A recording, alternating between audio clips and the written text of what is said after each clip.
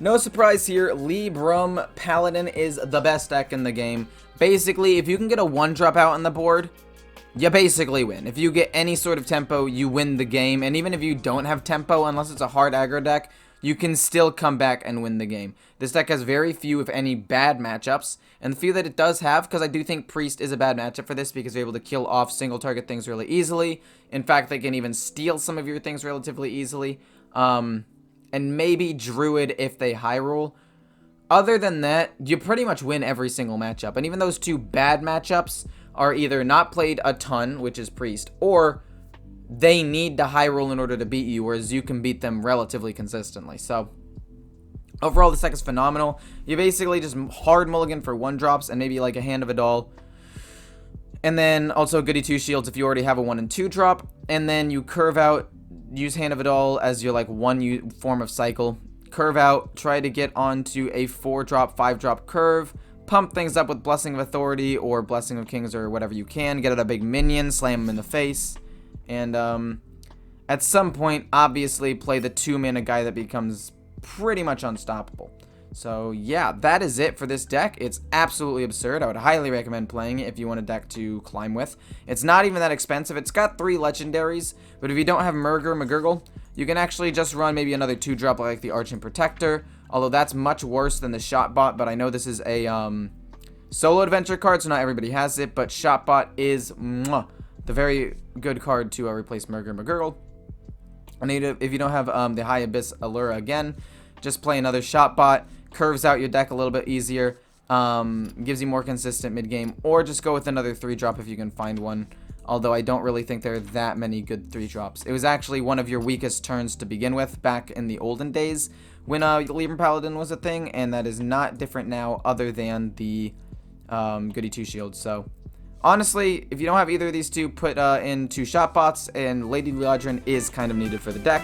And that is it. Let's jump into number 2. So surprisingly enough, above Druid and Priest, I actually think Stealth Rogue is up here. I've had very solid success with this deck. You're able to generate a lot of resources pretty quickly at the end of the game to close things out. Wand Thief can get you some good direct damage or responses if you lose control of the board. Your stealth minions are very difficult for classes to deal with, especially Druid that can't really target them in any other way. And then you just slam in the face for a ton of damage. Cult Neophyte's a good 2-drop to slow down Druids as well. And then later on in the game, either A, obviously you can play Edwin for tempo right at the beginning, or B, Secret Passage, play some things later on in the game, get out a big Edwin, get out some Evil Miscreants, draw some extra cards, and completely swing the tempo of the board with that 1-mana card. I think this card specifically like carries the entire deck, and it means that you actually don't need card draw.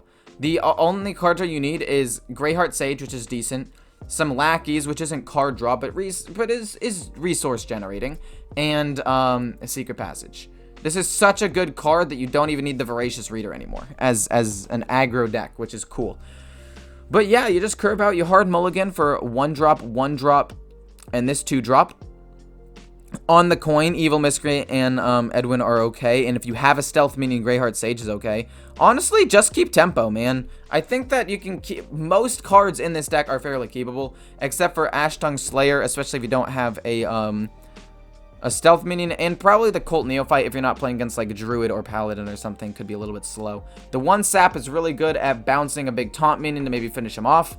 You can run a second one if you want, if you don't have Edwin for a budget, or if you don't like one of the cards in here for any particular reason, you can put in another sap for that. And yeah, this deck is probably number 2 in my opinion. Maybe I'm wrong, but I've had really high success with it, and I'm a little bit biased towards more aggressive decks because that's what I've played the most. But yeah, I genuinely think this is a really good deck. Galakrond Priest. Let's talk about this one. Galakrond Priest is really good into Paladin and Druid.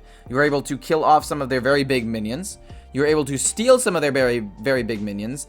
And in Paladin's case, you can now steal and destroy weapons. This also beats the Warrior matchup that has been rising in popularity in at least my experience in Legend, because a lot of people are playing Bomb Warrior or the Galakrond Bomb Warrior, whatever you want to call it, that puts a ton of bombs in your deck and has a ton of ways of upgrading your weapons. Being able to destroy or steal that weapon slows them down so much that you can usually win off of that play alone, because all they have after that are a couple of big minions that you can then kill with your single target removal. The deck does struggle against the hard aggro decks, but even then, if you're playing against hard aggro, hard mulligan for something like Renew for some heal and resource generation. Obviously, the early 1-drop and 2-drop Disciple and the Veil Weaver. The Penance is good, and Breath of the Infinite is good. And yeah, it's basically what you want to do against those aggro matchups. And then for the slower matchups, just go for similar stuff, but you can also keep things like Shadow or Death in order to kill off some of their big things as well. That's really the only difference. Shadow or Death is the big one that you can keep. But yeah, this deck is absolutely phenomenal. I know that people hate Priest, and I'm not necessarily saying it's for everyone. It's fairly expensive.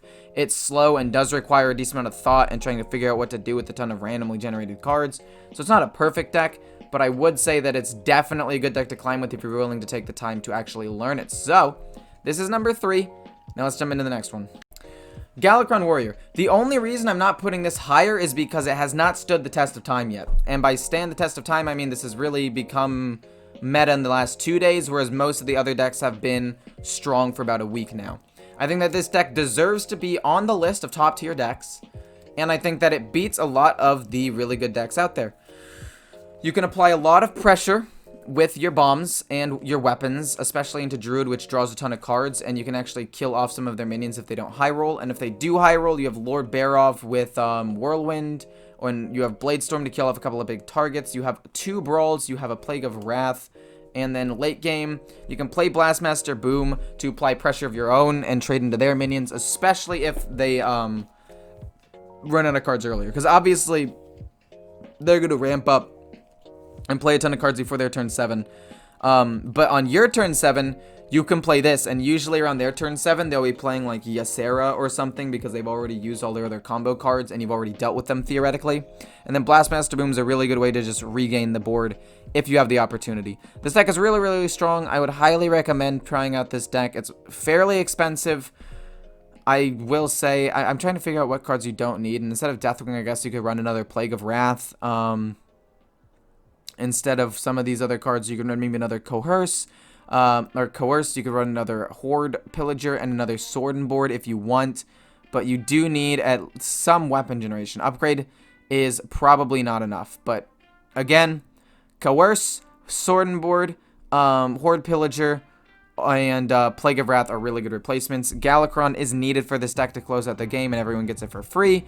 And then Kronks is fairly needed just as a later game win condition for one last board wipe or health gain or direct damage or whatever. But yeah, this deck is quite solid. I would highly recommend it. And if you have the dust or you have most of the cards, go ahead. This deck is definitely top tier. So next is Ramp or Guardian Druid. Now you might be wondering, why is it number 5 on the list? Well, first of all, the Galakrond Warrior is hard to gauge the power level of because it's pretty early on. It might be a little bit worse than Druid, so this might actually be number 4. I'm just speculating that Bomb Warrior is going to be better than number 5 in a couple of days. 2, this deck is the most likely to be nerfed along with Libram Paladin, although this one is seeing a little bit more focus from what I've heard online. And 3, it's a very high roll deck that feels really bad to play, and you can go on really big streaks, depending on whether or not you like get the cards you need, like the ramp, like the guardian animals, into some good stuff. So because of that, and it's kind of like a coin flip deck that's actually better than 50-50. It's like 52-48, but still, despite that, it's still a coin flip kind of deck. It feels weird to play. It's gonna get targeted by nerfs. A lot of decks out there that want to try to figure out how to beat certain decks. This is one of the decks people try to counter the most. And because of all of these factors, I'm putting it down here. Not necessarily because the deck's bad as a whole. If it was simply just based off of deck power right now, I'd definitely say it's at least number 4. But I'm putting it at number 5 right now simply because of all the other underlying variables. That being said, though, basically what you want to do is you want a hard mulligan for Innervate, Lightning Bloom, Overgrowth, and Guardian Animals. And then use those things, also kill Thoth if you can get them, and then basically curve out and stomp the game when it hits turn like 4 after you ramp a little bit and give yourself a little bit more mana. So yeah, it's basically how the deck works. It's pretty self-explanatory and simple. You just ramp up and destroy them, and then play Survival of the Fittest to get something else really big out, and then, yeah, that's about it. Yeah, I don't really know what else to say about this deck. It's pretty simple, and let's just jump into the next one, I guess. So, this is more of a speculation deck, and the last 2 are going to be this. Basically, these are the decks that I've had personal success with, and I think could be very good in the near future. if there's a little bit of tweaking, because these are just like baseline ideas. This is Handlock, Warlock, whatever you want to call it. And the worst matchups were Hard Aggro and Warrior, because they put bombs in your deck, you draw a lot of cards, you draw bombs more frequently, and you die. So, because of that, I put an Acidic Swamp Ooze and a Kobold Sticky Fingers to stop Warrior, and some aggro decks if they have weapons, or like Paladin or whatever. And then I threw in a Dark Skies to help you into those aggro matchups to have one more thing, along with School Spirits to kill them all off. You have good single target removal and decent AoE with Shadow Flame, along with good Sociologist. You also have some big minions of your own to contest the board. And then you have Brittlebone Destroyer and Nether Breath for some pretty good mid-range control stuff, along with Soul Shear. Overall, this deck is pretty solid. You can get out good minions of your own. I threw in some extra healing as well to help against aggro with the Kartuk Defender as well, which has actually proven to be quite good. And yeah, I've had great success with this deck. Obviously, I'm just one person. It could be very matchup dependent, and a small sample size of 20 and going like 13-7 and doing pretty well is still a small sample size, right? So I'm not going to necessarily say it's top tier, but this is a deck that I think that you should look out for because I think it has potential. Yeah, that's about it for the deck. I like this deck. Obviously, it's unrefined. If you're like, why aren't you running this? Why aren't you running that? I'd be happy to discuss it with you. But let me just jump into one thing real quick. This is a Handlock that does not run Valdris because he's just not good enough. I took him out for the Dark Skies because a lot of the time it felt bad to play a 7-mana draw 4 card because, let's be real here, a lot of the time when you're playing against a big deck like Druid or Paladin or even an aggro deck, using your turn 7 to draw 4 cards and only get a 4/4 out on the board can be so punishable. And so I took him out because I just didn't like him. If you want to run him and you're playing against slower matchups, go ahead. But I personally didn't think that he was very good. Anyway, hope you guys enjoy this. Wait, there's one more deck. Actually, don't leave. Stay for the next deck. Now, nobody freak out but Totem Shaman. Now, hear me out. Totem Shaman is a very, very good deck. Okay? I don't want people flaming me for this. Totem Shaman, me personally, I'm very positive with this deck. As of right now, I'm 11-3 with this deck. Again, small sample size, but I've been playing a lot of different decks. This one has felt really, really good, and it smashes Druid, and Druid's a very popular deck right now. If the Paladin doesn't have a 1-drop, this can take over the board so quickly and punish that dramatically. And it just snowballs really hard, and people aren't running giant mass board wipes. Obviously, Warrior is seeing a little bit of love, so there are things like Brawl, and there is Hack at the Scheme and Shaman, but nobody's playing Shaman right now. Priests have Soul Mirror, but that doesn't come out till turn 7, and ideally you kill them on turn 6 or something with Bloodlust, right? So you shouldn't have to worry too much about Soul Mirror. Also, all of your minions will have more health than attack because totems start off with 0 attack, so if you pump them up, they'll hit into each other and essentially won't kill each other, so that's great for the Soul Mirror play. And yeah, this deck does lose to Demon Hunter because they kill off your totems really, really easily. And other than that, and I guess Rogue because they also kill off your minions really easily with things like Backstab and their weapon, this deck actually does pretty well against most of their matchups, surprisingly, from my experience. I haven't had too much trouble other than with the 2 matchups that I just listed. So yeah, this deck is a very good deck. It's the last one on here because it is probably the most controversial to put as a top tier deck. But I'm telling you, it's amazing. And it's a 100% budget deck. Like, there are no legendaries in this deck. Just play it if you want a cheap deck to climb with because you think nerfs are coming out soon, so you just want to test the waters a little bit, or just build this deck and trust me when I say that it's genuinely really good. And it's a low risk, high reward play, so you don't even have to worry about losing too much dust if you do decide to trust me and it doesn't work out, which it will. So yeah, I hope you guys enjoyed the video. I do like coming out with these tier lists for you guys and telling you what's good in the meta. There are probably some decks that I missed. I try to not have 2 decks of the same class on the same list. So I know that Priest also has Dragon Priest and Highlander Priest. They're also very good. You can check them out on Hearthstone Replay. If you want, I can put a link to Hearthstone Replay in the description. And yeah, that's basically it. This deck is this set is a little bit oppressive, in my opinion, but I think that when the nerfs come out and they bring things like Secret Passage, the Libram Paladin deck, and Ramp Druid down a little bit, I think that the meta will diversify and become a lot better. So I'm very much excited for the expansion, not the expansion, the nerfs, and these are the best decks that I think are in existence right now. So, hope you guys enjoyed the video. I'll see you in the next one.